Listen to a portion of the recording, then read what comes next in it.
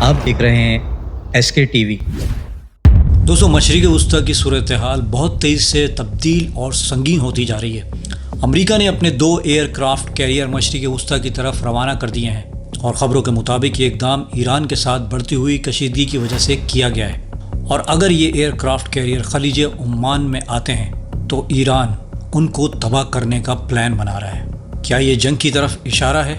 اور ایران کی جو یہ تیاریاں ہیں، کیا وہ اس میں کامیاب ہو پائے گا؟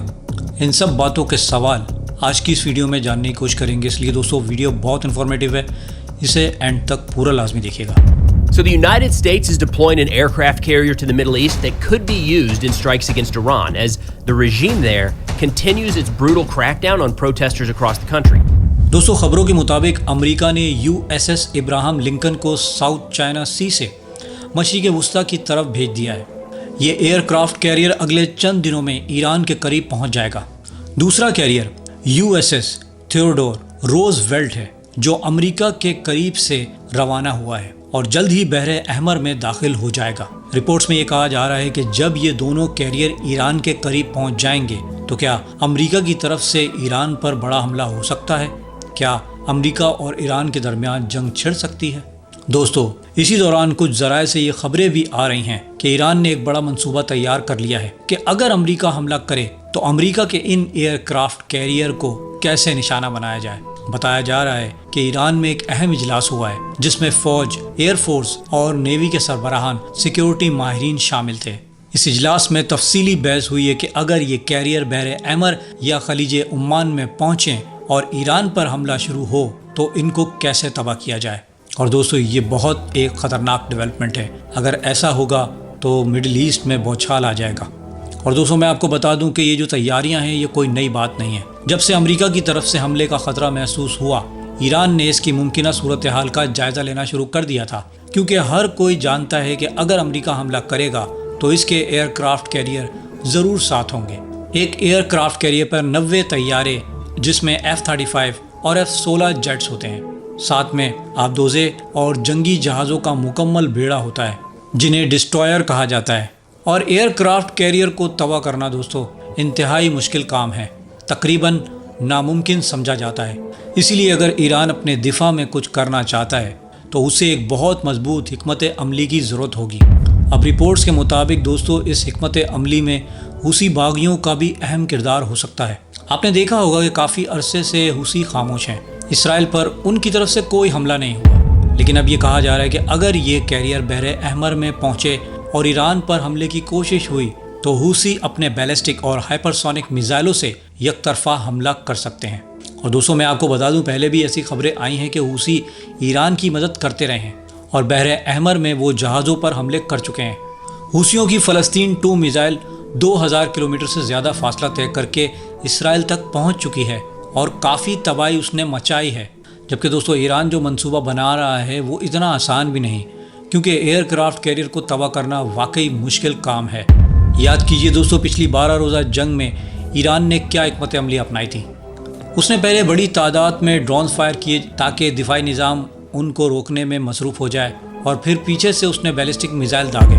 اور دوستو ایسا کہا جا رہا ہے کہ اسی طرز کی حکمت عملی اب ایئر کرافٹ کیریئر کے خلاف بھی استعمال ہو سکتی ہے۔ حوثیوں کے ترجمان کی طرف سے بھی یہ بیان آیا ہے کہ اگر روز ویلٹ بحر احمر میں آتا ہے تو وہ اسے نشانہ بنائیں گے۔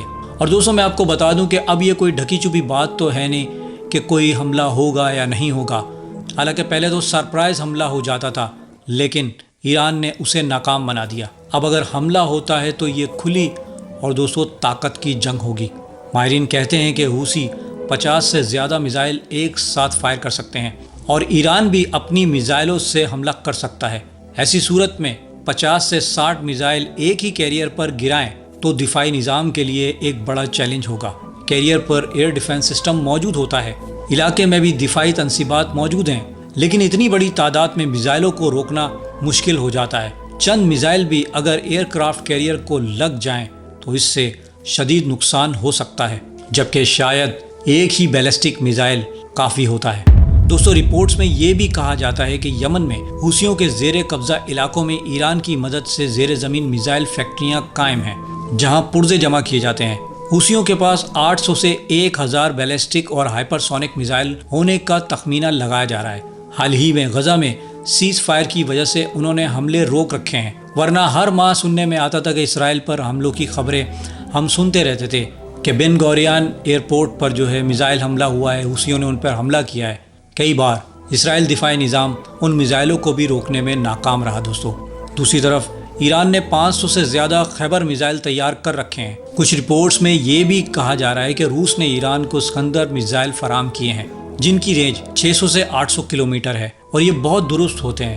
سمندر سے لانچ کیے جائیں تو امریکی جہازوں کے لیے خطرناک ثابت ہو سکتے ہیں۔ دوستو ایسا کہنا غلط نہیں ہوگا کہ ایئر کرافٹ کیریئر کو تباہ کرنا آسان نہیں، اس پر 90 جیٹس ٹاموہاک میزائل مکمل جنگی صلاحیت ہوتی ہے۔ یہ تو ایک تیرتا ہوا جنگی میدان ہے، ایران کے لیے بھی یہ بہت بڑا چیلنج ہوگا۔ اسی لیے ایران نے یہ منصوبہ بنایا ہے کہ شاہد ڈرون حوثیوں کے میزائل اور ایران کی میزائل ایک ساتھ اگر استعمال کیے جائیں تو شاید اس ایئر کرافٹ کیریئر کو کوئی نقصان پہنچ جائے۔ عالمی دفاعی ماہرین اس صورتحال پر بحث کر رہے ہیں کہ اگر کیریئر پہنچ گئے اور حملہ ہوا تو ایران پھر کیسے جواب دے گا۔ ابراہم لنکن کو پہنچنے میں ابھی 3 سے 4 دن لگیں گے۔ روز ویلٹ بھی امریکہ سے روانہ ہو چکا ہے، لیکن اس سے پہلے ہی ایران کی تیاریاں مکمل بتائی جا رہی ہیں۔ دوستو ایران ان سب میں کتنا کامیاب ہوگا یہ تو وقت بتائے گا، ابھی کچھ کہنا قبل از وقت ہے۔ پچھلے 2 دنوں میں عالمی میڈیا میں خوب بحث ہو رہی ہے کہ کیا بڑی جنگ ہونے والی ہے، کیا یہ سب لمبی جنگ کی تیاری ہے۔ ایران بھی مکمل تیار ہے۔ دوستو امریکہ اور ایران کے بگڑتے حالات پہ آپ کا کیا خیال ہے؟ کیا یہ کشیدگی جنگ میں بدل جائے گی؟ کیا امریکہ حملہ کرے گا؟ کمنٹس میں ضرور بتائیے گا۔ دوستو اگر میری ویڈیو پسند آئی ہے تو اسے لائک کریں، چینل کو سبسکرائب کر لیں اور بیل آئیکن بھی دبا دیں تاکہ نئی اپڈیٹس فوراً آپ کو ملتی رہیں، اور اس ویڈیو کو زیادہ سے زیادہ شیئر بھی کیجیے گا۔ اپنا بہت زیادہ خیال رکھیے گا، ملتے ہیں نیکسٹ ویڈیو میں، تب تک کے لیے اللہ حافظ۔